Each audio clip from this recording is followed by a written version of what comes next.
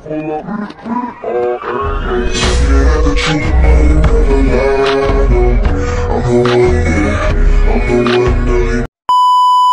mga Mr. L, welcome back again sa aking YouTube channel. So for today's video, panibagong trending na naman tayo tutorial, at nakita niyo naman sa ating intro yung gagawin tutorial today. At sa mga bago pa lang dito sa aking channel, make sure to subscribe, hit that bell icon para lagi kayong updated sa ating mga latest tutorials and entertainment videos. So happy New Year pala sa ating lahat, at sana naging maganda yung ating magiging year ngayong 2022. Ayan. So para sa lahat, happy New Year, lalo na sa aking mga subscribers. So ayan mga Mr. Simulan na natin ng ating tutorial. Roll VTR. Give a damn about a hater when I feel like it. Muna natin mag video na katulad nito. May example na kang video, ipapakita ko sa screen.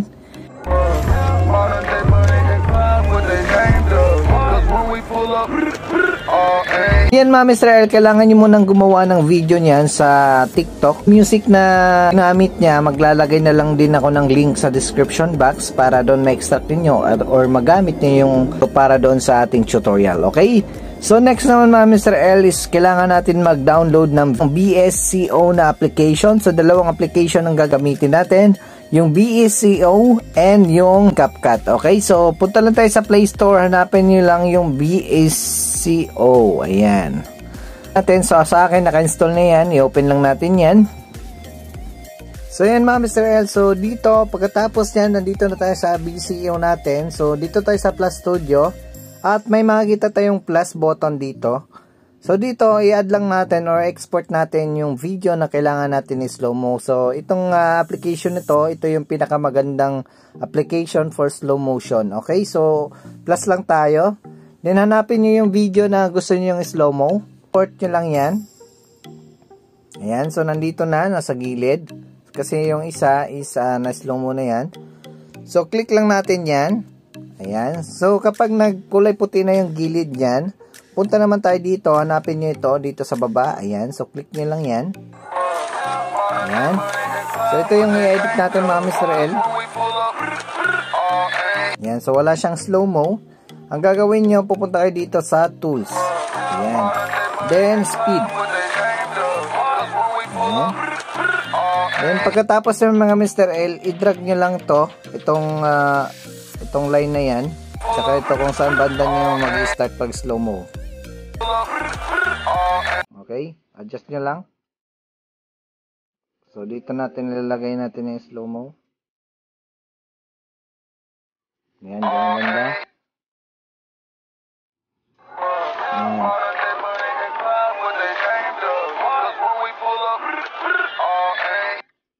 Ayan, so ganyan mga Mr. L. Then punta kayo dito sa adjust, i-adjust nyo yung speed. So, depende sa inyo mga Mr. L. So, times 3. Point times 3. Ayan. So, pwede nyo rin ibaba mo pa. Pwede nyo times 1 pa. Ayan. So, times 2. Mas maganda times 2 na lang mga Mr. L. Tapos, adjust nyo lang siya. Saan banda nyo yung slow mo. Ayan. Ayan. Then, pagkatapos yan mga Mr. L, check lang natin yan. Then, pagkatapos nyan, next natin, yun, sa taas.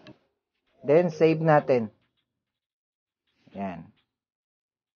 So, ganun lang.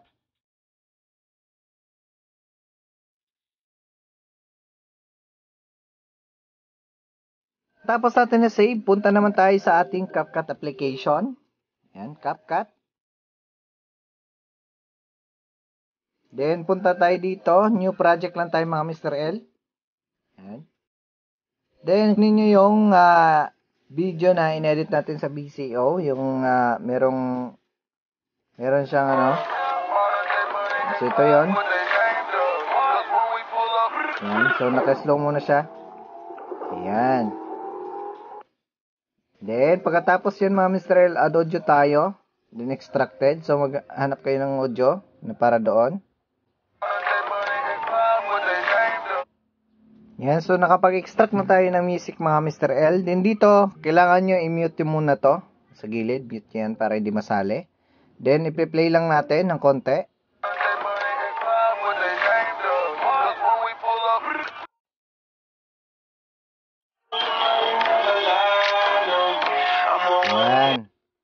So, pagkatapos yan, mga Mr. L, is pwede na natin siya i-delete.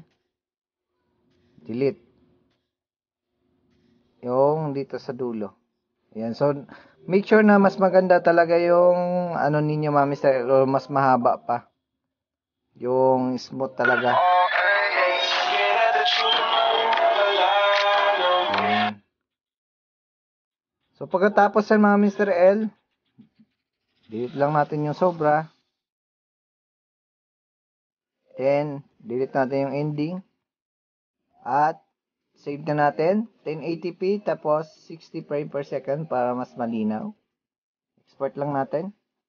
At, ipi-play ulit natin, mga Mr. L.